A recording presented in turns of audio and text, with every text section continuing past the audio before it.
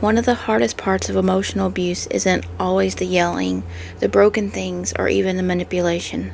Sometimes it's how ordinary it all begins to feel. When you're living in survival mode every day, your nervous system starts adapting to the chaos because it has to. You stop measuring your life by the peace and start measuring it by whether today was better than yesterday. That isn't healing, that's surviving. For years, I adjusted my expectations to fit someone else's behavior. I became the responsible one, the provider, the peacekeeper, the problem solver, the one who apologized even when I wasn't the one causing the pain. I celebrated the smallest moments of kindness because they were so rare. I overlooked the biggest red flags because I wanted to believe tomorrow would finally be different. I smiled in pictures so no one would know what had happened 5 minutes earlier. I laughed with friends while carrying the weight of emotional exhaustion that I didn't even have words for yet.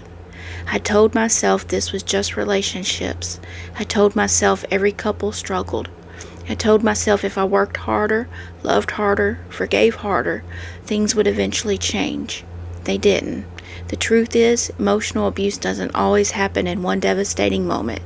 Sometimes it happens one excuse at a time, one broken promise at a time, one manipulation at a time, one apology at a time, until one day you wake up and realize you've built your entire life around someone's instability.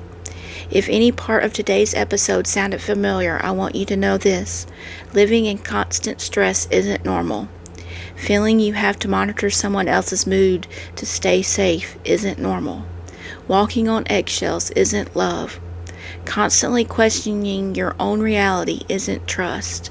And pretending everything is okay with a smile on your face doesn't mean you're okay inside. I wish I had understood those things years ago. Maybe I would have stopped blaming myself. Maybe I would have trusted my instincts sooner. Maybe I would have realized that surviving isn't the same thing as living.